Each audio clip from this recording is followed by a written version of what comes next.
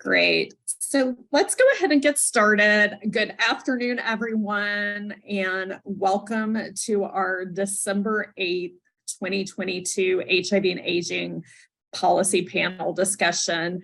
I am Terry Welder. I'm the HIV and Aging Policy Advocate at SAGE.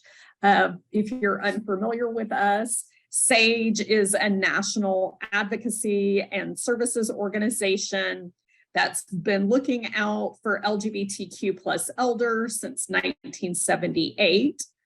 We build welcoming communities and keep our issues in the national conversation to ensure a fulfilling future for all LGBTQ plus people.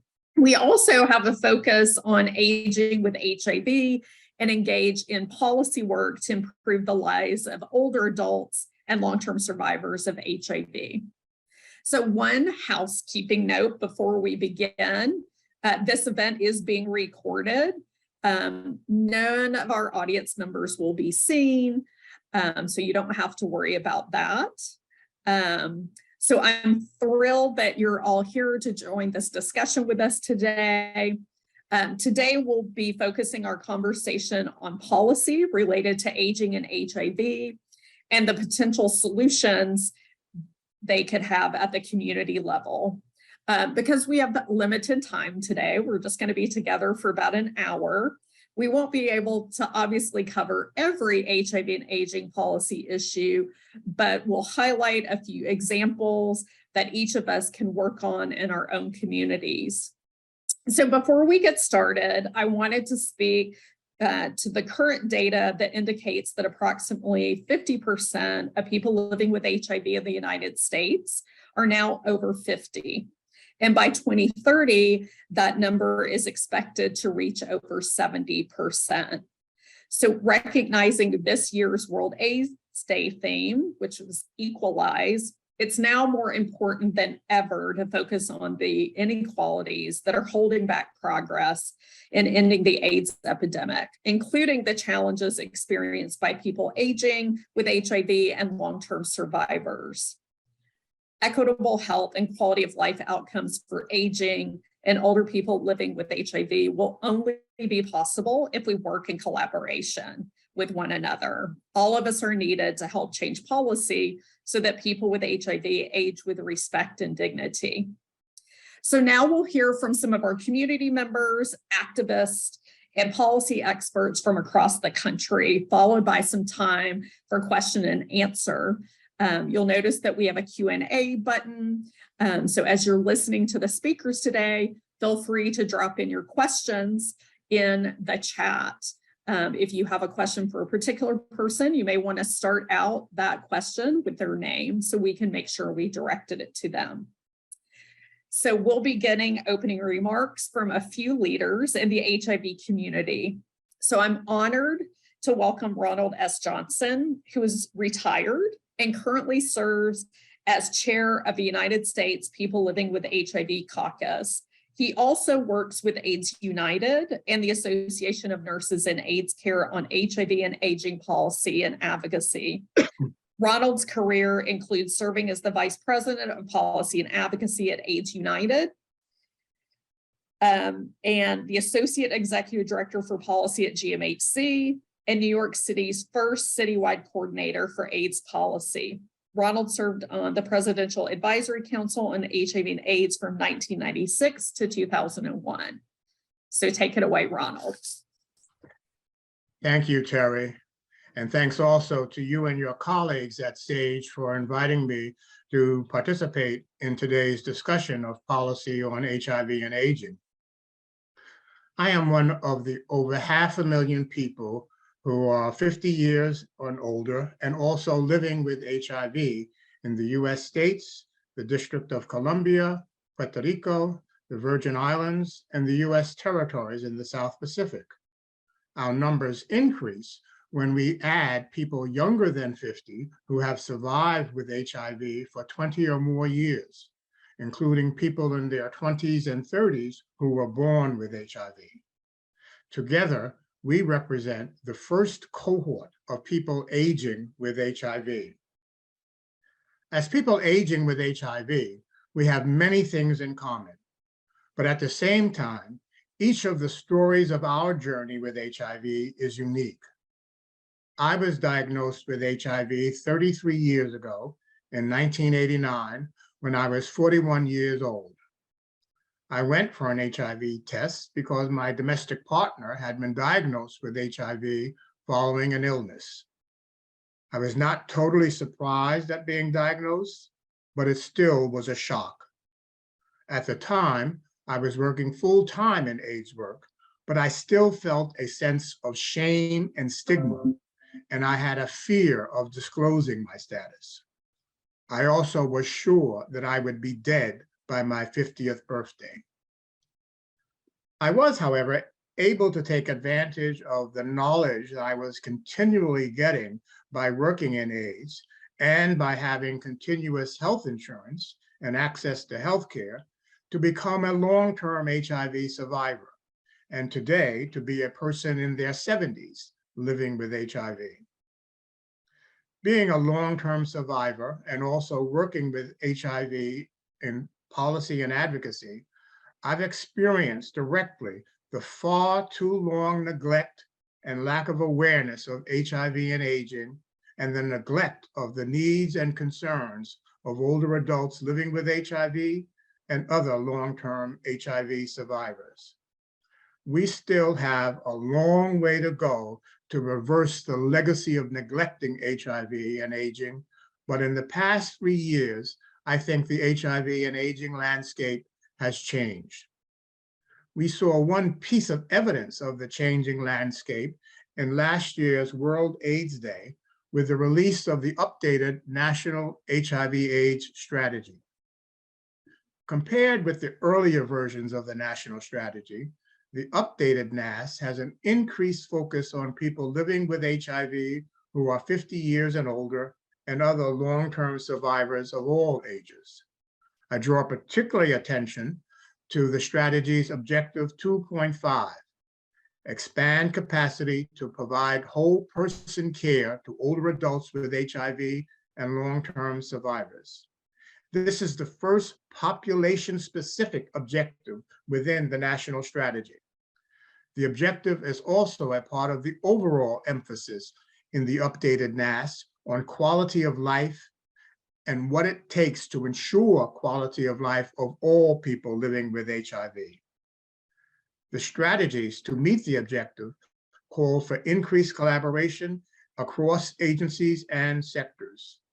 This call for multi-sector collaboration should also include focusing on how we can leverage the provisions of the Older Americans Act to increase services for older adults living with HIV. There is a lot to consider and talk about, and this is what we, and I hope you, will be doing in today's webinar. As I said, we have a lot of work to do. The issue of HIV and aging is getting more attention, but not enough. The quality of and access to healthcare for older adults living with HIV overall is well below what is needed. We must continue to change the landscape of HIV and aging and help people aging with HIV to thrive. That is why we are here today. Thank you.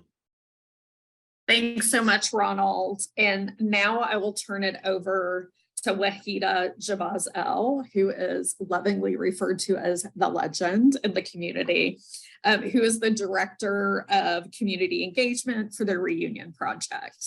Wahida. Thank you so much, Terry. Good morning, everyone, and I'm honored to be able to provide some opening remarks for this SAGE discussion on policy around HIV and aging, and particularly to direct our focus on some federal and state level advocacy that we can engage in that will provide protections for LGBTI communities and long-term survivors of HIV, such as myself. I've been living with an AIDS diagnosis now for over 20 years, and as I age, I see the silos, they become more clearer. The silos of HIV and aging become more clearer to me, like HIV is over there, aging is over here, or vice versa. And in the middle, I'm a part of this baby boomer population of elder LGBTI community members and people living with HIV. As Terry mentioned earlier, over 60% of people over 60% of people living with HIV in the year 2020 were already over the age of 50. And we estimated that by the year 2030, over 73% of people living with HIV will be over the age of 50. So I fear that we're living in a world that is not prepared for us. And since 2016, I've been helping to build a national alliance of HIV survival through the Reunion Project. And I need to say that it's very encouraging that the current national AIDS strategy will have a focus on quality of life issues for people living with HIV. And I've said on many occasions that our blood work results just can't be the only indicator of quality of life for long-term survivors. We are more than our CD4 counts. We are LGBT elders and people living with HIV who must be seen in our full humanity. And in order for us to live that human experience, we need to have protections in the National AIDS Strategy, such as the Long-Term Care Bill of Rights just signed by the president that's going to provide both legal responses and personal advocacy. So we need to move swiftly, we need to move intentionally, to integrate our health systems and to provide federal, state, local, and individual protections for elderly LGBT communities and long-term survivors of HIV. So what does this ending the epidemic, what does it really mean? And I know it means expanded research. It means HIV has been deemed a chronic condition. Medication delivery systems have advanced. But HIV-related stigma has remained an ever-constant variable. HIV criminalization laws cripple people living with HIV from even having a real human experience. Geriatric care, long-term care, and nursing home care, they all come obscured with multiple levels of stigma. Dental care has been one of my concerns. As I have aged, I have had more need for dental treatment, and which gets complicated, particularly because of the blood. But I am undetectable and I bring my blood work with me. I was going to a dental school at the time, and I had a personal experience with a young student dentist who came into the room with this futuristic, extraordinary mask with the respirators attached, and instead of a normal face covering shield that they normally wear. And I was wondering if they were going to do asbestos removal or did they need all of this just to do a tooth extraction, and it was really awkward and isolating. It was an awkward and isolating experience for me. Needless to say that I never went there again. Another issue around I want to talk about mobility just for a minute, because mobility is also a concern for me as I age. I'm approaching 70 years of age and I'm a bit overweight. Okay, so I'm a lot overweight for those who know me. And I've had a knee replacement about 7 years ago or so.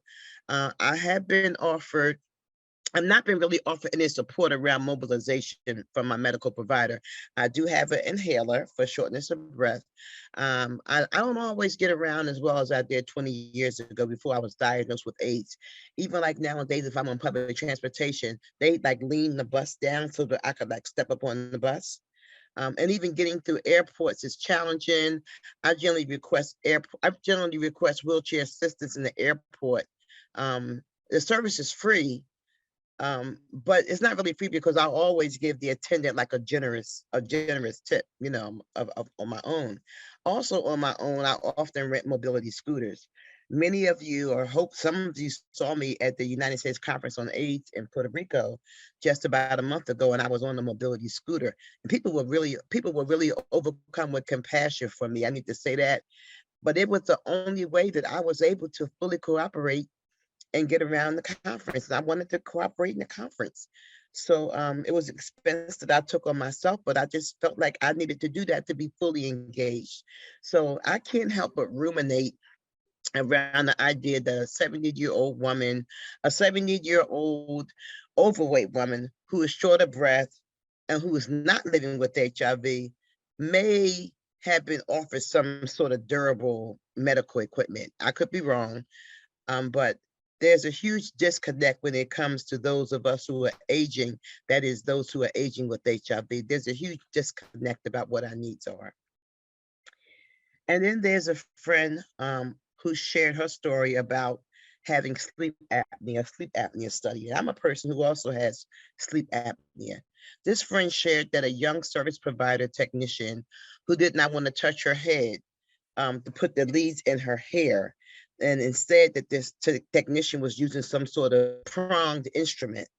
And these are just a few examples of why we have to advocate and why we need to infuse HIV into the Older Americans Act on our state level and our state level advocacy.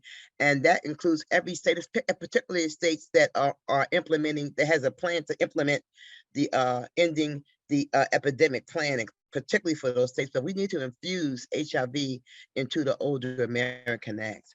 I'd like to express my sincere appreciation to SAGE for being a leader in services and advocacy for GLBT elders and people living with HIV like me, and for allowing me these few moments for these remarks. And I yield my time. Thank you.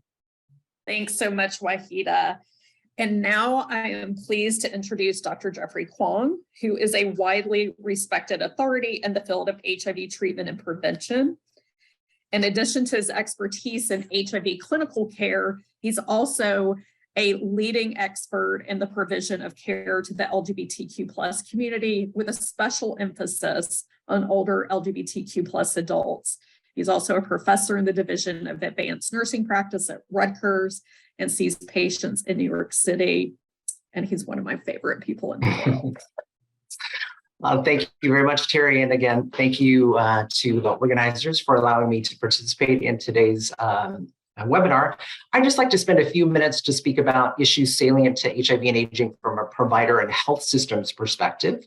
We know that as persons with HIV age into older adulthood, the level and complexity of care increases, as we've just heard, and this is due to the rise in multiple chronic conditions, as well as the long-term effects of HIV treatment.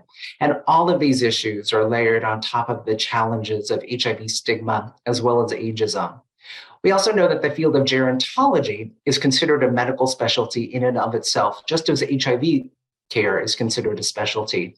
And both fields are currently experiencing challenges in terms of healthcare workforce, and with the demand for health professionals knowledgeable in either one of these fields far exceeding the current supply. The number of professionals knowledgeable in both HIV and aging and gerontology is even more rare. So our healthcare system is currently on the precipice of a health workforce crisis. Multiple projections estimate that in the US, we will need to nearly double the number of geriatricians in the next 10 years, and nursing schools will have to graduate twice as many graduates over the next 8 years to meet just the basic demands of the general population. In terms of HIV specialists, there's unequal access to health professionals across the US. There was a recent study that showed that the number of HIV specialists in the rural South, which is where one of the highest prevalence of new HIV infections are occurring, 81% of counties had no HIV-trained providers. I have a patient in his early 70s who travels over 2.5 hours from rural Connecticut because he cannot find an LGBT-friendly provider who can address both his HIV care as well as his other health needs as an older adult. And so the overall impact of these shortages is that care becomes fragmented, which puts individuals at high risk for adverse complications, non-adherence, decreased retention in care, and poor health outcomes. This really becomes a quality and safety issue for patients.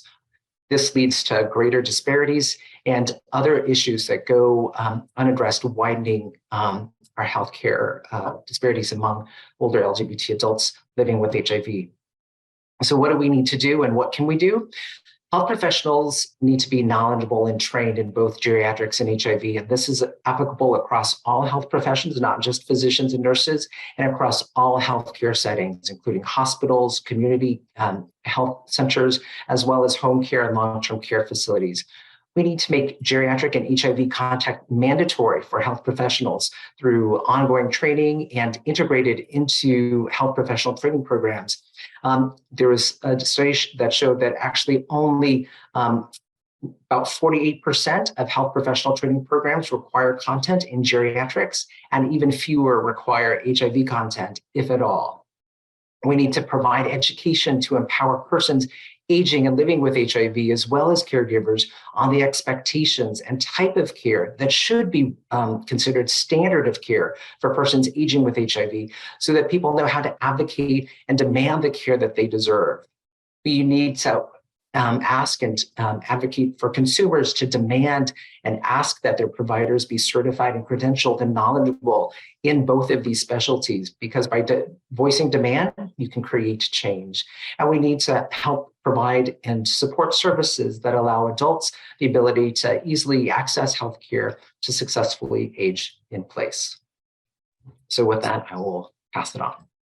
Thank you so much, Dr. Kwong. And now we're entering our main part of the program, where we're going to drill down into some policy opportunities here. So I'll turn this over to Erin Tax, who will be talking about the Older Americans Act. Erin is the Managing Director of Government Affairs and Policy Advocacy at SAGE.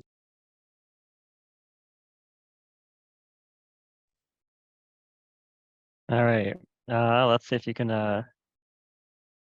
see my PowerPoint. Does that look okay? Yes, Oops. perfect. Although it's going in the wrong direction. Let's see if I can fix that. Oh. We're getting a preview of the whole thing. Look at this. All right, let's start here.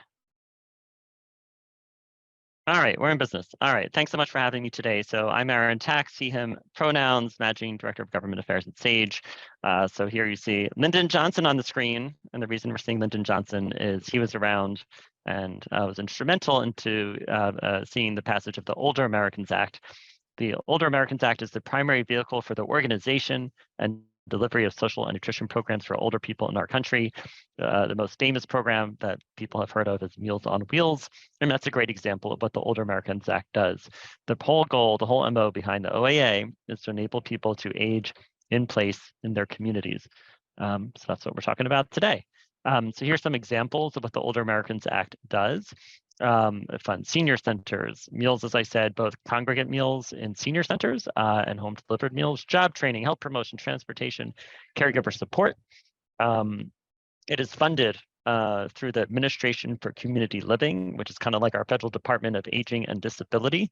And it funds programs throughout the 56 state units on aging in our country, which are state departments of aging, like a California Department of Aging or the New York State Office for the Aging. And AAAs, not the car people. This is area agencies on aging. Effectively, they're county departments of aging. Sometimes they're nonprofits, sometimes they're governmental entities. And there's about 600, and the number has changed, surprisingly. It's about 617 nowadays.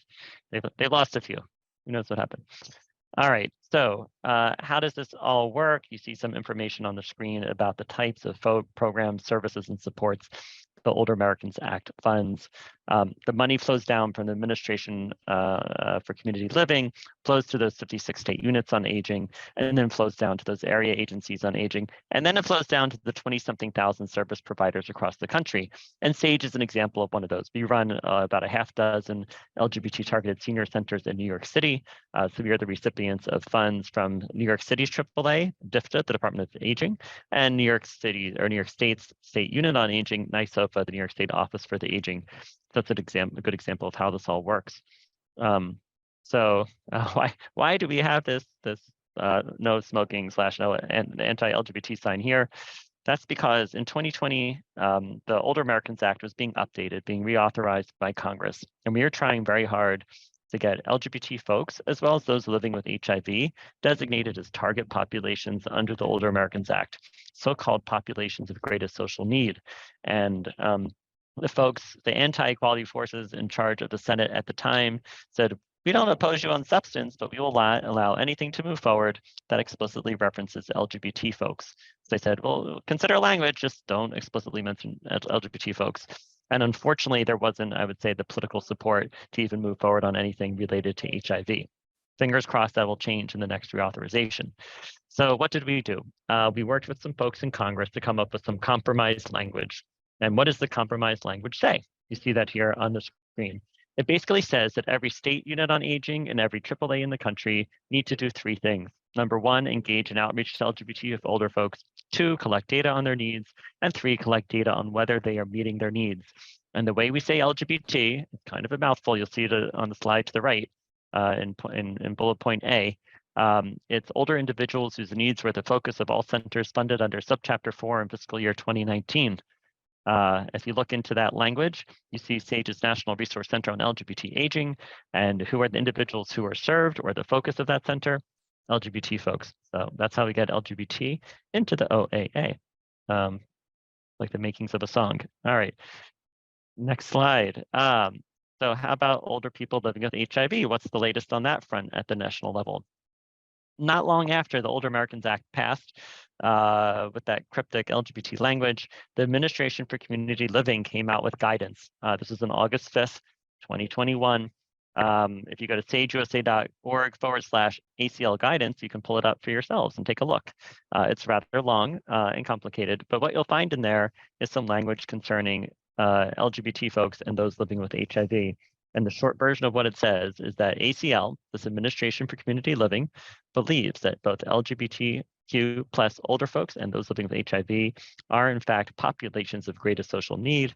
And ACL believes that the Aging Network, all those state units on aging, and all those area AAAs, those area agencies on aging, should act accordingly. So what does this translate into? We at SAGE, primarily Emma, who you see on the screen here, are working together to make sure all those state units on aging and all those AAAs know about this language, because intentionally it was kind of hard to find. So it's a lot of work to reach out to all those state units, to all those AAAs, and to make sure that they're looking out for both LGBT folks and those living with HIV, particularly as they put together what are called their state plans. It's kind of like a strategic plan, and their area plans, and they all have to come out with those every few years. If you want to be involved with that work, I encourage you, I don't know if you can really click on it, it's all virtual, but check out that link on the left about our Old and Bold initiative, where you can take part in trying to influence your state units on aging and your AAAs, and we'll walk you through all that. If you want to get more generally involved, so you'll hear about the next OAA reauthorization and their rulemakings concerning the Older Americans Act coming up in the next year, I would encourage you to sign up for SAGE's Action Squad, which Emma also leads, and you'll hear about all the amazing work that we're doing at SAGE. So thanks so much for your time today, and happy to take questions later. See if I can stop sharing. There we go.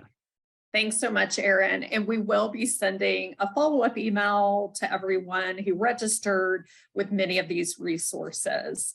So next up is my colleague, MJ Ogma, who will talk about the LGBTQ plus and HIV long-term care Bill of Rights. MJ is the Senior Manager of Advocacy and Government Relations at SAGE. So take it away, MJ.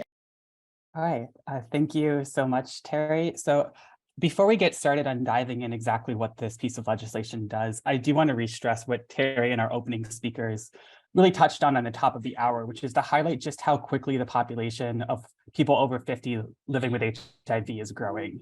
As you see here, by 2030, it's projected that 73% of people living with HIV will be 50 plus. This is why it's so urgent that we quickly pursue a variety of different reforms, education campaigns, and policy solutions to meet the needs of those aging with HIV and for long-term survivors. Today, I'm going to go into detail about one of those policies, which has been passed in California, DC, and New Jersey, and that we're currently fighting for here in New York, and that is the LGBTQ plus and HIV long-term care Bill of Rights. At its core, what this bill does is it updates state or municipality elder law to explicitly protect the rights and needs of LGBTQ plus elders and HIV positive elders in long-term care facilities. A core element of this is to mandate and enforce HIV and LGBTQ+ competency training for staff of these facilities. And when I talk here about, what it means to explicitly protect the rights of residents, I'll give a couple examples of what that can cover. It can be a range of things, including making it illegal for a long-term care facility to deny the admission of someone based on their HIV status, making it illegal to refuse to acknowledge or treat a trans resident in accordance to their gender. Because each state and municipality have different elder law in place, the ways that these can be enforced and talked about in these bills kind of vary from area to area. So SAGE can help provide technical support if you're looking into, drafting a piece of legislation that works with the elder law that's in place in your area, in your state.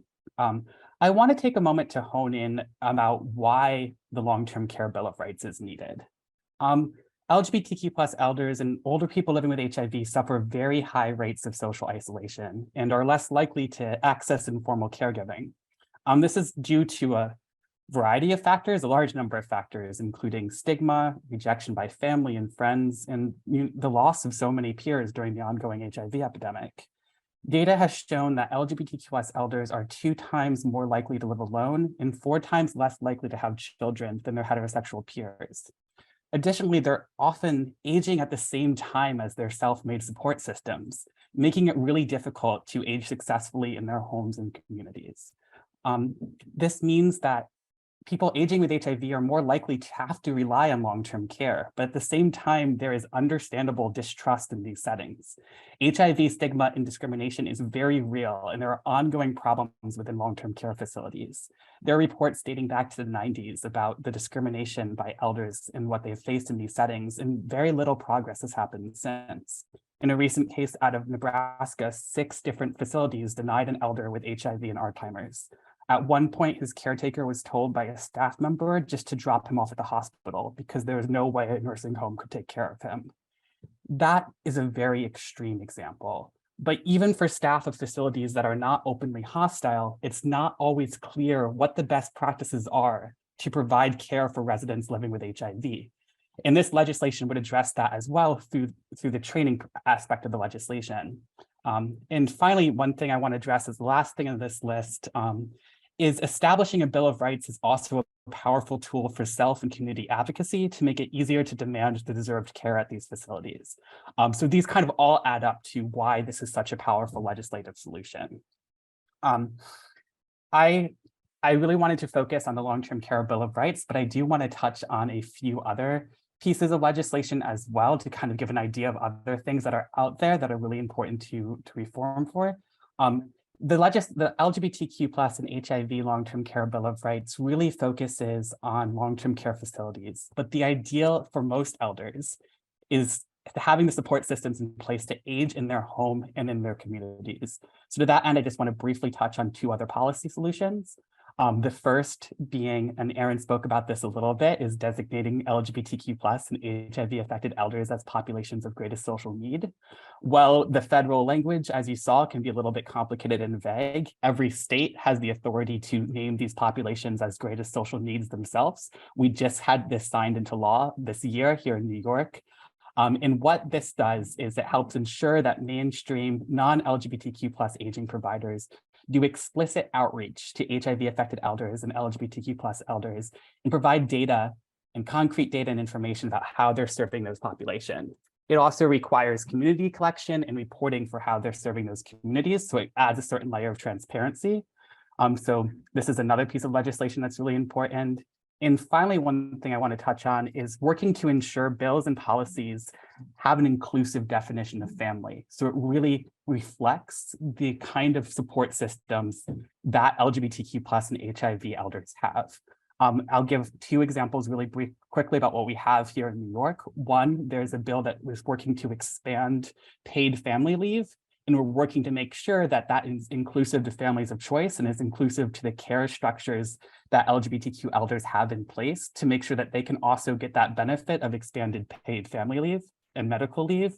And the second is New York is currently looking into establishing a state tax credit for being a family caregiver. And we're also working to make sure that that definition of how they define family in that piece of legislation is inclusive to families of choice. And this is really, really important to make sure that some of these benefits that are available to others are also available to help people living and aging with HIV age in their communities. And I will stop sharing there, but thank you so much for giving me the opportunity to go over these things. Thank you so much, MJ. I think we just need to wait for the screen share to go back down.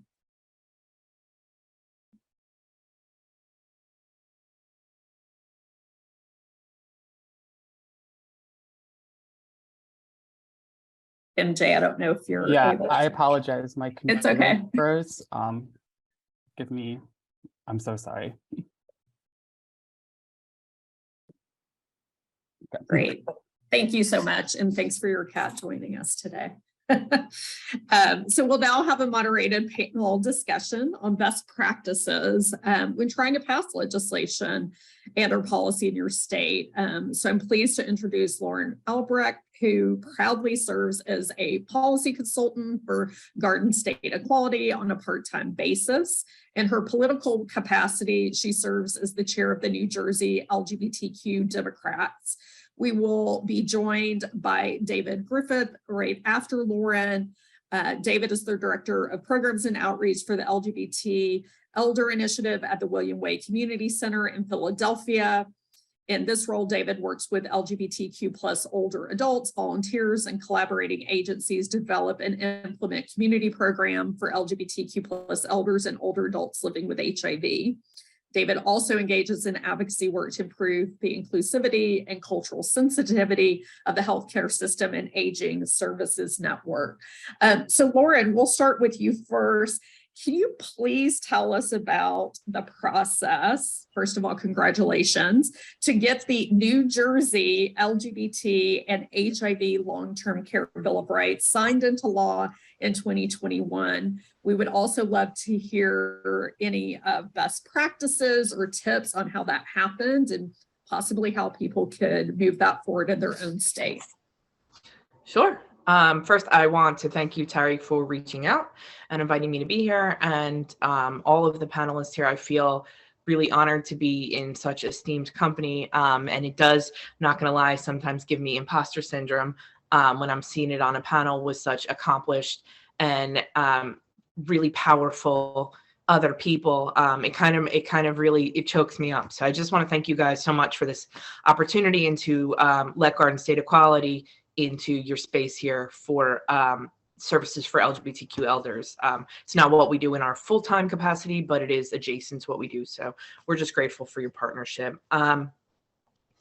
So Garden State Equality and the New Jersey Ombudsman's Office, which will become an important term for us to know here in this space, and maybe other folks on the panel do know. I'm not sure if our advocates in the audience are aware of this, but what an ombudsman's office does is essentially act in the best interest as an impartial party of people who do not make their own medical decisions and things like that, right? So if your disability precludes you from being able to place yourself in a care facility or something like that, in some cases, the ombudsman's office is responsible for litigating what happens. So they're an important force to sort of bring to the table, especially when we're talking about our aging population or people living with disabilities, which is another adjacent sort of minority constituency to this issue as well. People living with HIV and AIDS, people who are LGBTQ elders aging, as you guys had previously mentioned, people who are aging and maybe don't have families or children. The disability community is also sort of really infused in this discussion as well. So as full disclosure, I didn't start with Garden State Equality until 2019, and this bill had already been being worked on before I got there.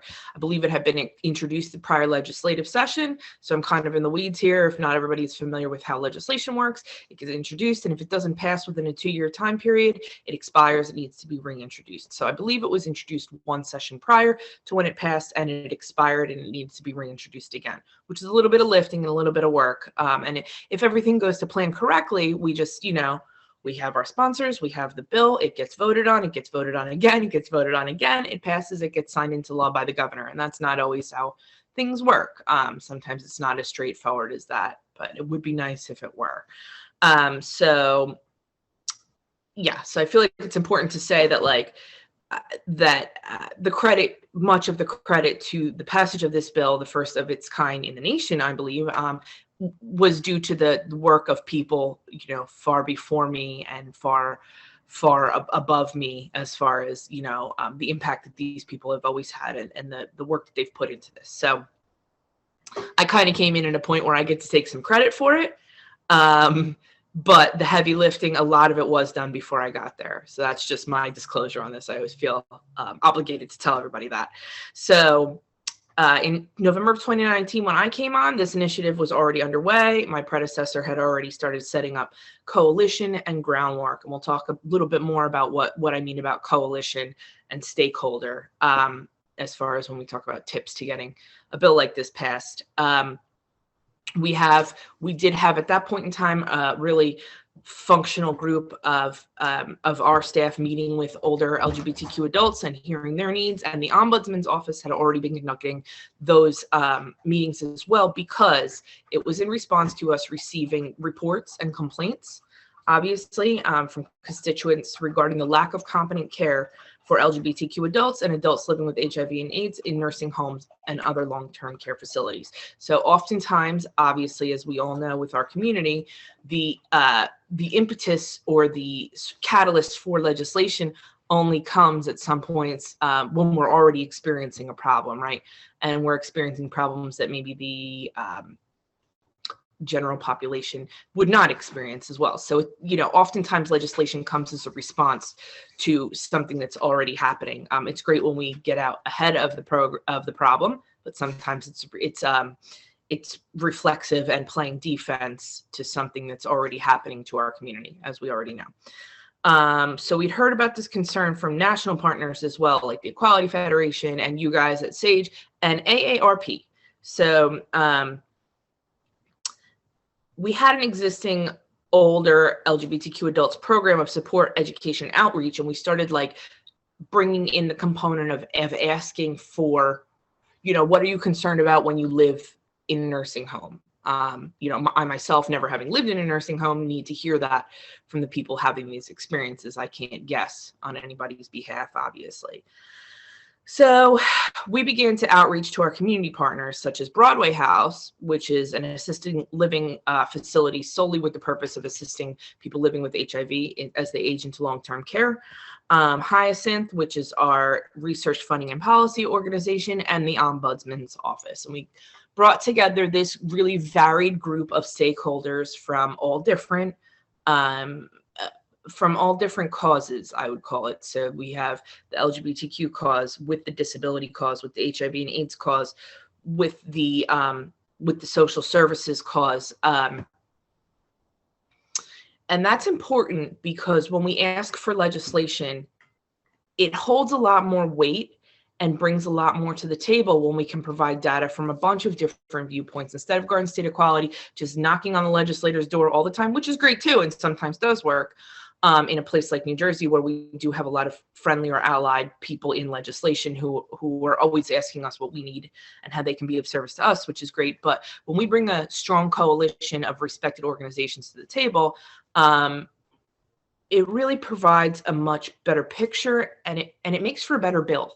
It makes for a stronger bill. It makes for a bill that is more likely to garner bipartisan support.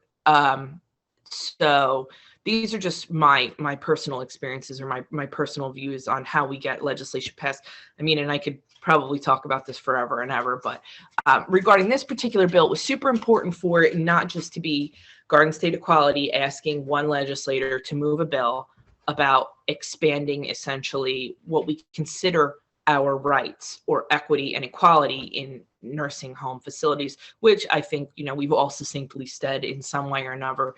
We're not asking for anything special, right? We're only asking for the same competency that is afforded to other people.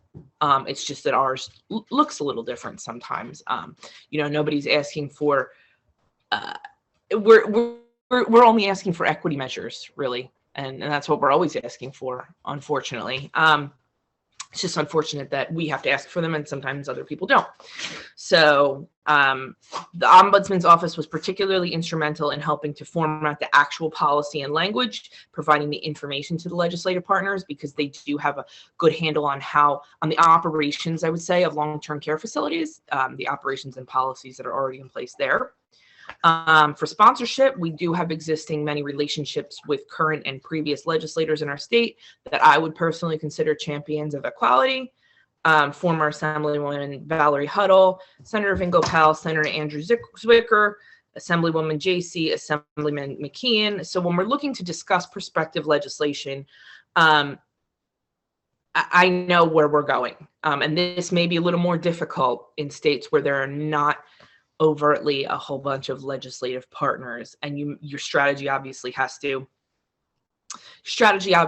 match what you're given as a hand, right? And that's a whole other thing about why which legislators are elected in which states, and that's a whole other thing. But you kind of have to make your strategy match what you're dealing with, right? So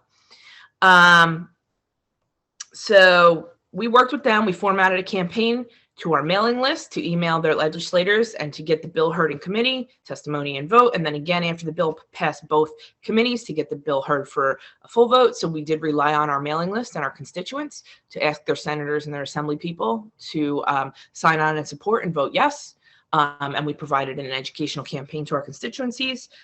We solicited testimony from members of our LGBTQ elders and HIV constituencies to testify.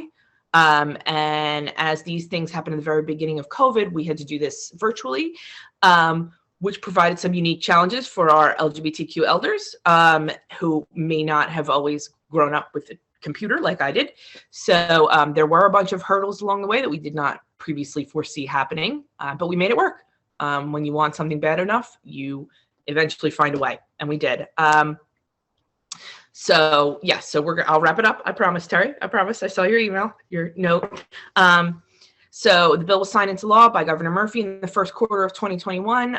We were invited to a public, televised, socially distanced, limited attendance bill signing in Trenton, which was really special for me. It was my first one, and it meant a lot to me, and it makes me feel choked up when I think about it. I got my special pen, and it felt like just such a really good thing that, that could have such positive impact that people don't even know exists. People didn't know what is a problem, and people didn't know that this exists, but it will help people anyway. So that's really all I've got. I just say that my suggestion is to make sure that we form a strong coalition when we're making an ask to our legislators, coming with the data, coming with testimonials. Don't be caught unaware, because if people want to oppose a bill like this, they will throw everything and the kitchen sink at you. And you need to be ready to defend it. Thank you so much, Lauren. Yep, thank you.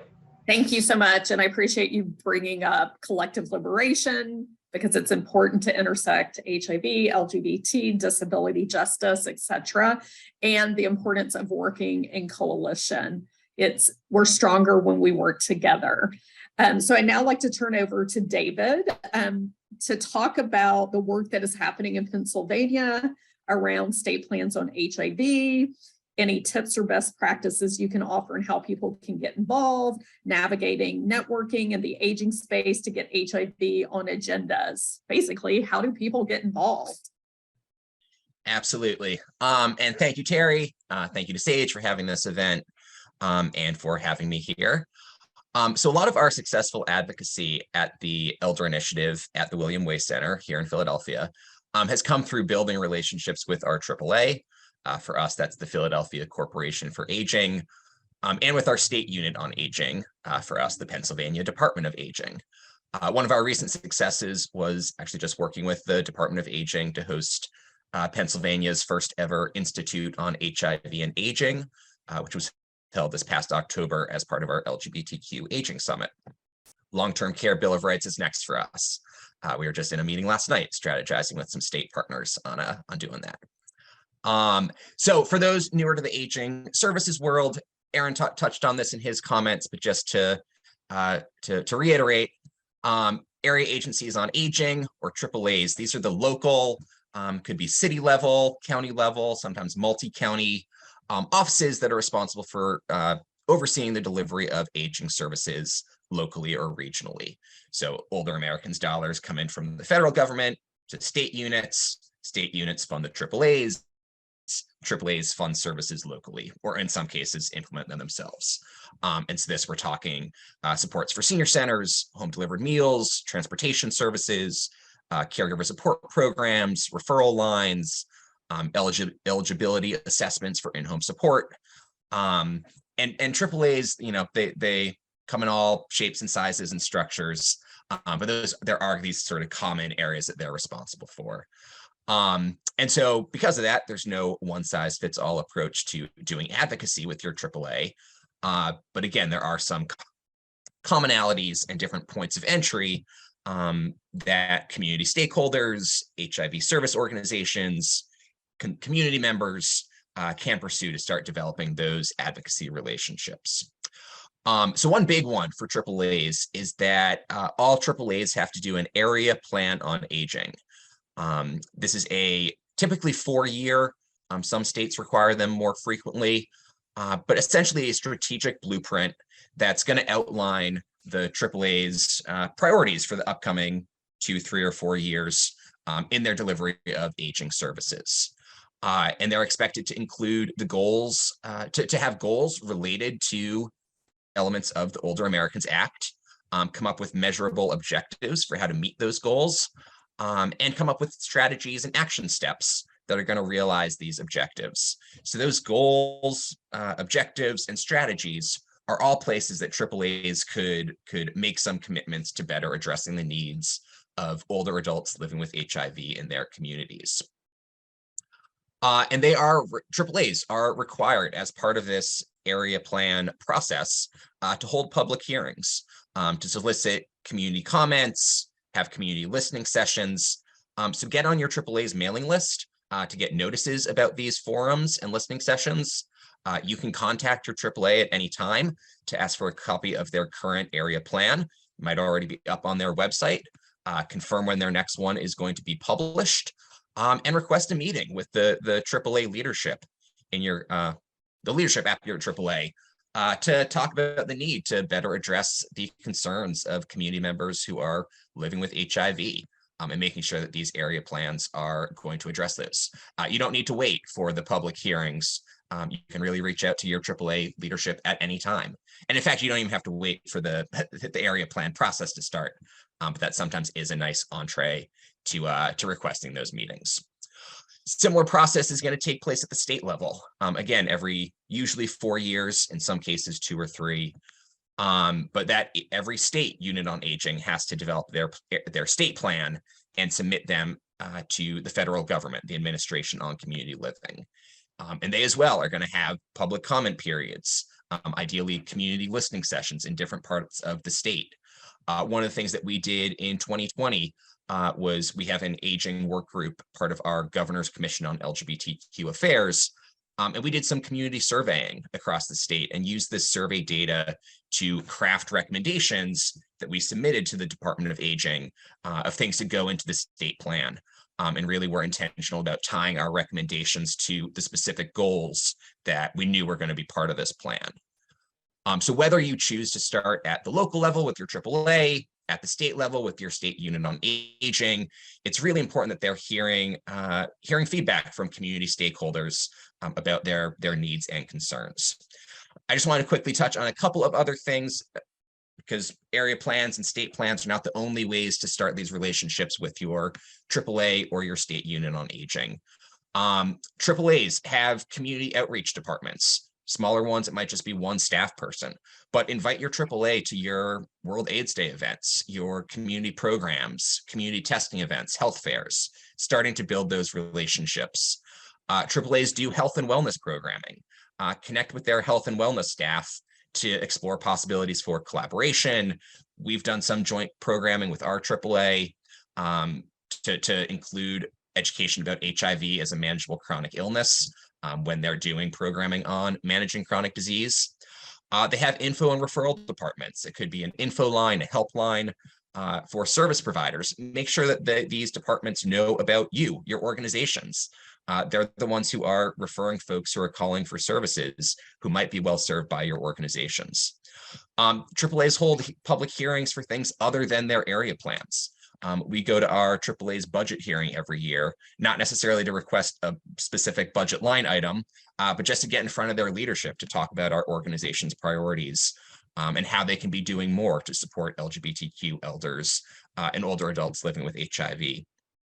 And finally, last one, AAAs have advisory councils that are meant to be community stakeholder voices, linking AAAs to the community, sharing community concerns. Something we tell AAAs all the time is that they need representation on these advisory councils. So for folks interested, reach out to your AAA, ask about their advisory council and the process for joining. If you're not ready to join, see about getting on an agenda for one of their meetings to come and talk about your work or your concerns, or just to educate them on topics related to HIV and aging.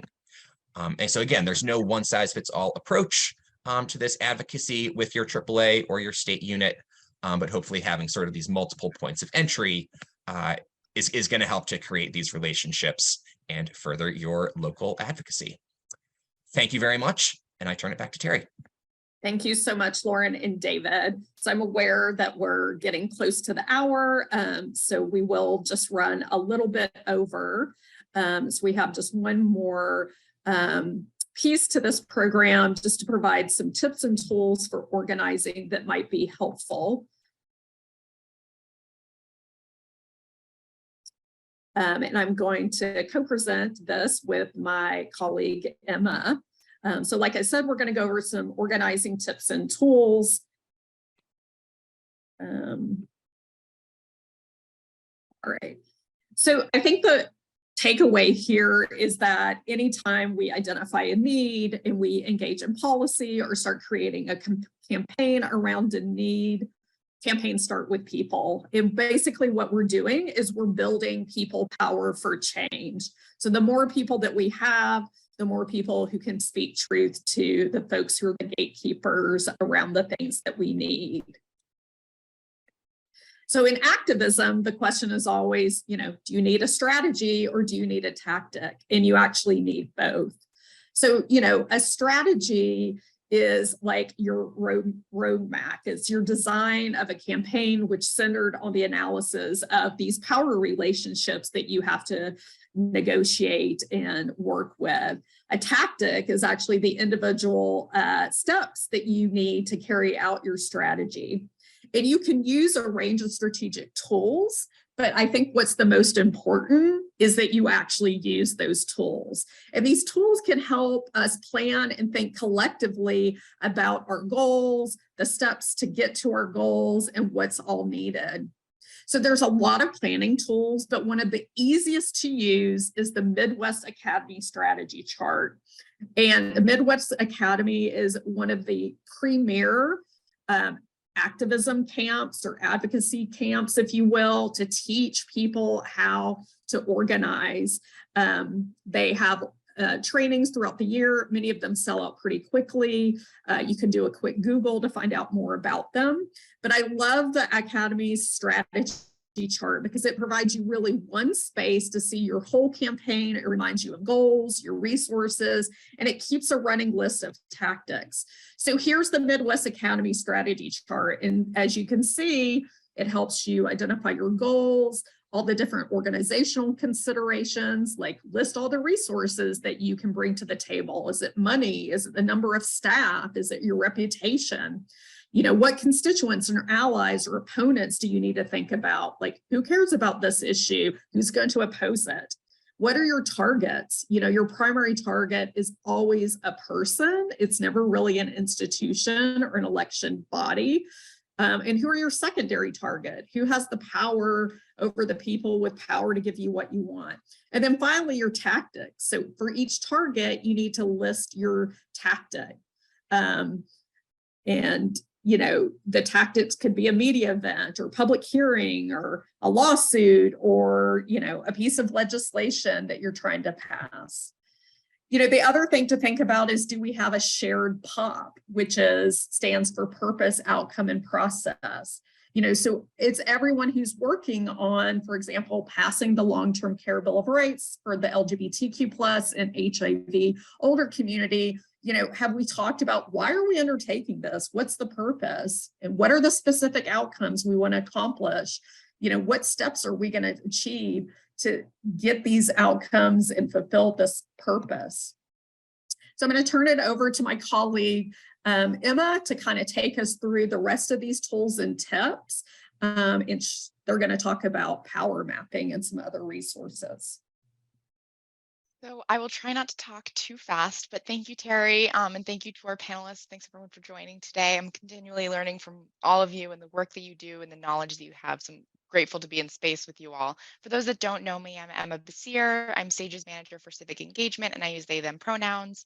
So in addition to a few of the tactics and tools that Terry shared, I wanted to focus specifically on one that's called power mapping that I use a lot in my job. And basically what power mapping is a tool that we use for specific campaigns and specific issues. So if we're working on a long-term care bill of rights, this might be something that we work on when we first get started. It helps us understand our spheres of influence, who the gatekeepers are, who the people in power are, who are in charge that can make change happen in the way that we want it to. Next slide. So here's two examples of power maps. You can see the one on the right is more of a graph where you have these two axes where you have support and power on the two axes. So someone may have a lot of power and very little support, but they might have a lot of power and they very much so support you. So you could put you put certain people, institutions, organizations across the graph.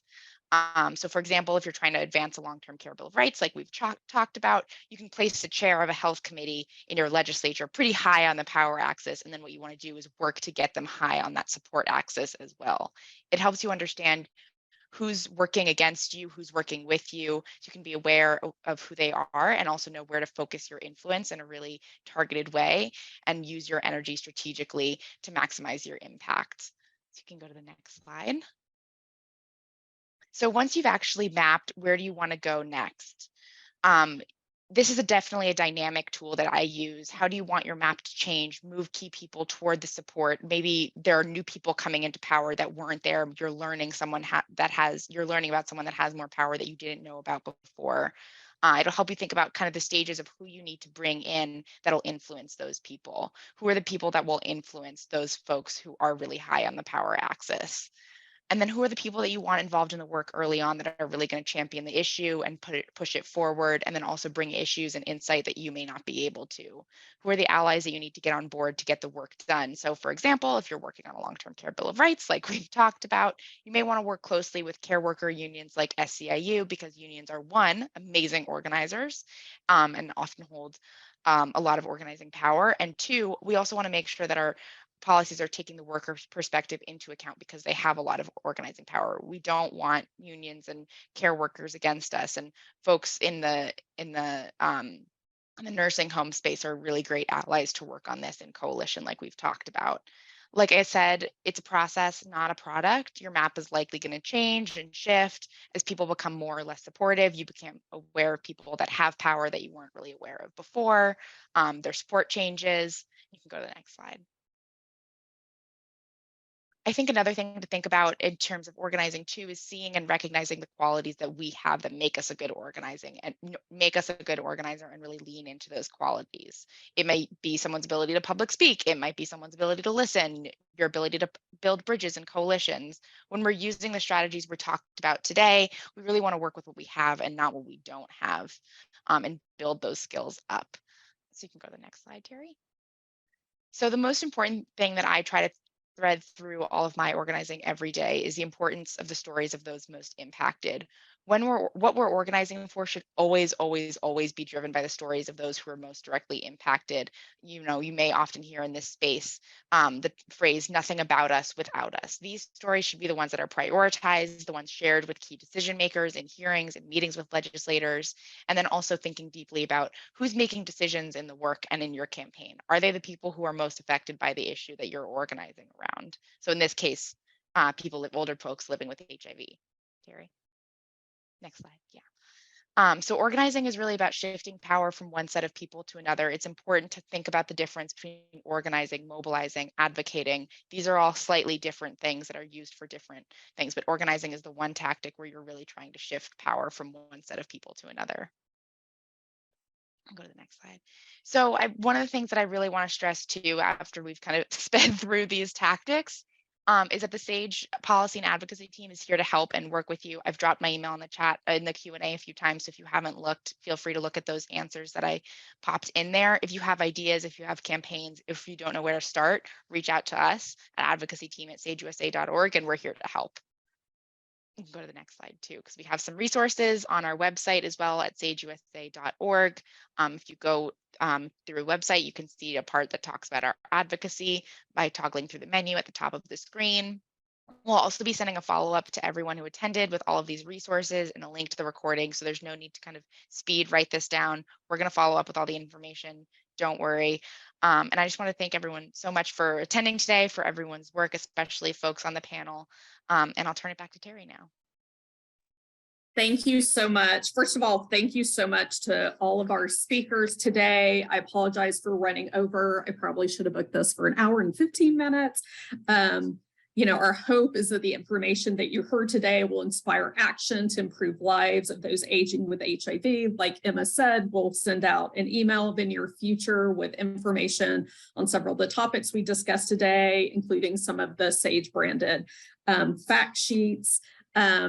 Just quickly, I know that we have a couple of questions. It may be helpful to just kind of look here.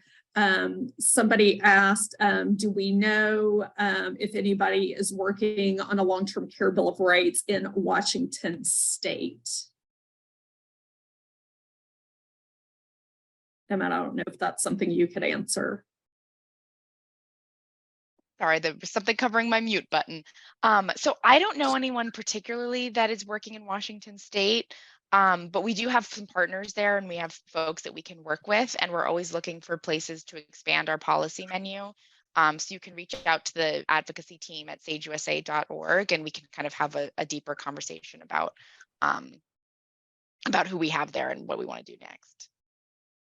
Great, thank you so much. I think it's important to, connect with everyone.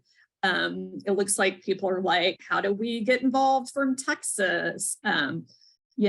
Folks are asking about, is there ways to get involved in Phoenix, Arizona?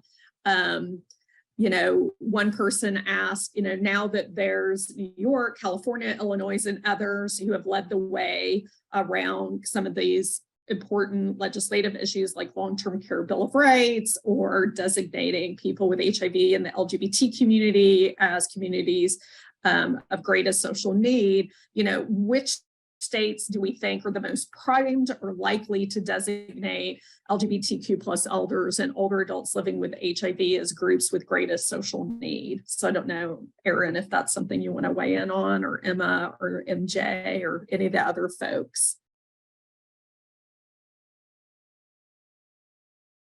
Yeah, we're happy to work with folks in DC. I mean, it's, I believe as MJ said, or David, I don't know, it's been a while. Every state now has a discretion to consider any group really as populations of greatest social needs. So SAGE is here to be a partner to all of you. So if you're interested in doing that work in your community, we're happy to help you out. As Emma said, email advocacy@sageusa.org, and we can share some model language with you and walk you through the whole process. So there you go. Yeah, thanks for your interest. Yeah, thank you. And, I have to do a shout out to the South. I'm from Georgia. And, I think a lot of these kind of efforts are really critical to the South, where they may not have some of the allies that maybe we have in New York State or in California, et cetera. So, thinking about if you're coming to us from the South, please reach out. I'm a Southerner. I'd love to help as much as possible. So I realize that people are super busy in their day. So thanks again to everyone for attending. Please stay in touch and reach out if you have questions or would like to chat further about any of the HIV and aging policy issues we discussed today. As said multiple times, SAGE is happy to discuss this topic in more detail with you again. Please reach out to us at advocacyteam@sageusa.org. Again, please visit us at sageusa.org to learn more about our work and what we do to improve the lives of people aging with HIV. And thank you so much and have a great rest of your week.